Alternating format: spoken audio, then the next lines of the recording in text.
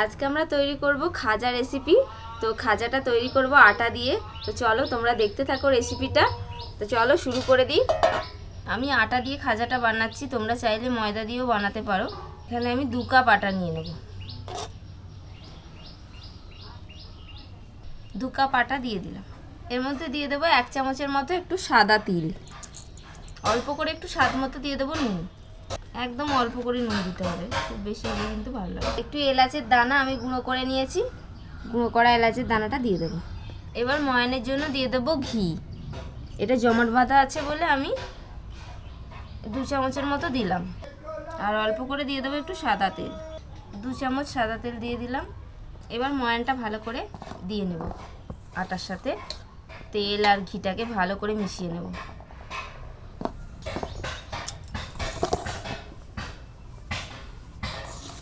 দেখো ময়ানটা ভালো করে দেওয়া হয়ে গেছে। এই যে হাতের মধ্যে এইভাবে নিলে মুঠো করলে মুঠো হয়ে যাচ্ছে। তো এইভাবে ময়ানটা দিয়ে নিতে হবে।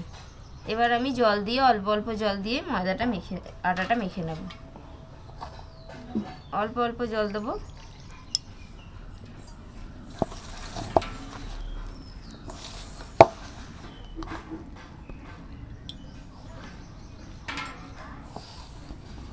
আটার মাখাটা খুব বেশি শক্ত হবে না, আবার একদম নরমও হবে না, মাঝারি করে মেখে নিতে হবে। এবার আমি এর মধ্যে অল্প একটু ঘি মাখিয়ে রেখে দেবো। অল্প একটু ঘি মাখিয়ে নিলাম ওপর থেকে। এবার এটাকে আমি 10 মিনিট রেখে দেবো রেস্টে। এবার আমি তৈরি করব চিনি শিরা। তার জন্য নিয়ে নিয়েছি 1/2 কাপ চিনি। 1/2 কাপ চিনি দিয়ে দিলাম, আর 1/2 কাপের মতনই জল দিয়ে দেবো।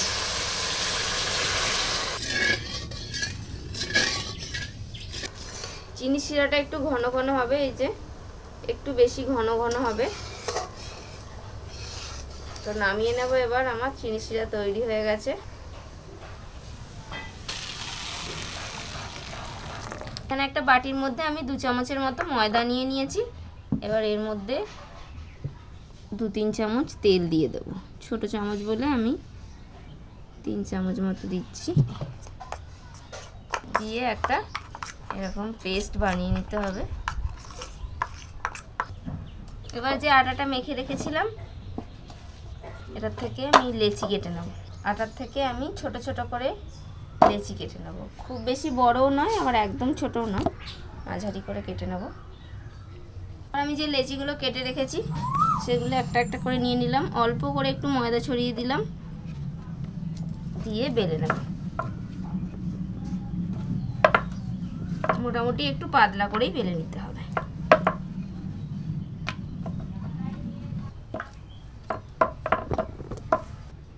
এরকম পাতলা করে বেলে নেব।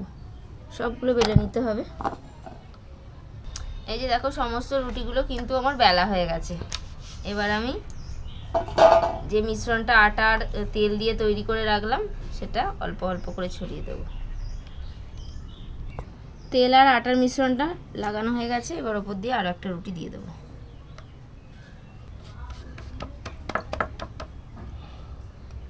আবার মিশ্রণটা দিয়ে দেবো। এইভাবে একটার পর একটা রুটি রাখছি, আর ওই মিশ্রণটা হাতে করে চারিদিকে ভালো করে মাখিয়ে দিচ্ছি রুটির মধ্যে।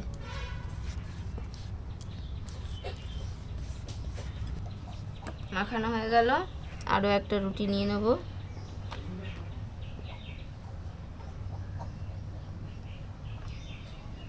এখানে আমি 10টা-12টা মতন রুটি দিয়েছি। এবার এটাকে একটু বেলে নেব।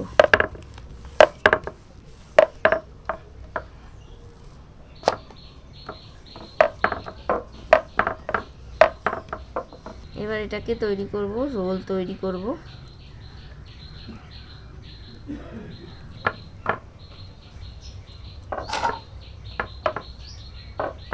এবার এভাবে কেটে নেব। এবার এটাকে একটুখানি এইভাবে ডিজাইনটা তৈরি করে নেব।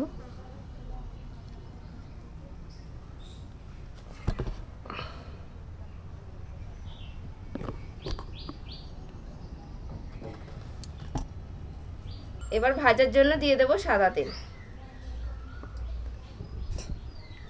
তেলটাকে হালকা গরম করতে হবে, খুব বেশি গরম কিন্তু করলে হবে না। এই যে তেলের মধ্যে, হালকা গরম তেলের মধ্যে এগুলোকে একে একে ছেড়ে দিতে হবে।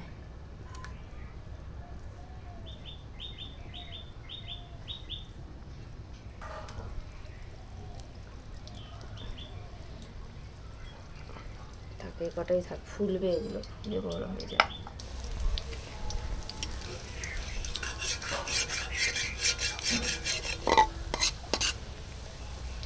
দেখো হালকা আঁচে ভাজা করেছি, এই যে একটু লালচে রং ধরেছে। এবার তেলটাকে ভালো করে ঝরিয়ে তুলে নেব।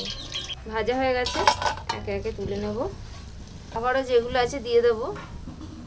তেলটা একটুখানি ঠান্ডা করে নিলে ভালো হতো। আমি তেলটা একটু ঠান্ডা করে নেব। আঁচটাকে হালকা রেখে ভাজতে হবে, তবে কিন্তু এগুলো ভালো ভাজা হবে। একটা পড়ে যাবেই, ওটা আর উঠবে না। তেলটা একটু ঝরিয়ে নেব। এবার গরম গরম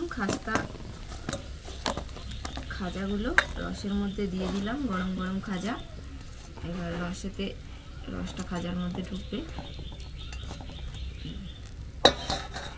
2 কাপ আটা দিয়ে এতগুলো খাজা তৈরি হয়েছে, আর কত সুন্দর রসটাও ভিতরে ঢুকেছে, দেখতে পাচ্ছ। এবার আমি একটা একটা করে সার্ভিং প্লেটে দিয়ে সাজিয়ে নেব।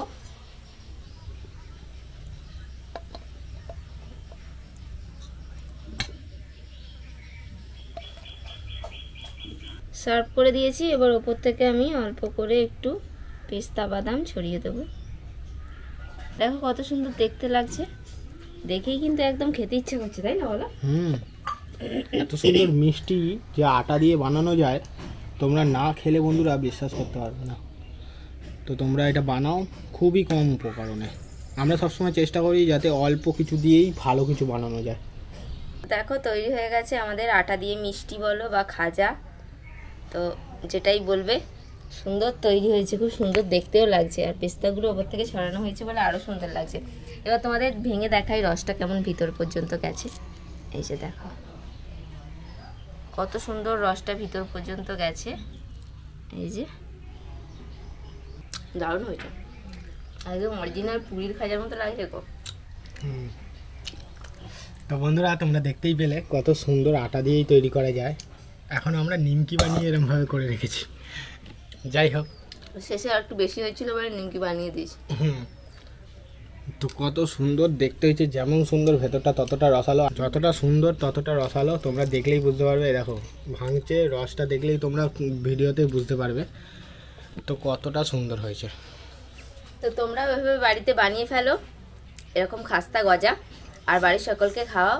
কেমন লাগলো আজকে রেসিপি কমেন্ট করে অবশ্যই জানাবে। আজকে ভিডিও ভালো লাগলে লাইক করে দাও।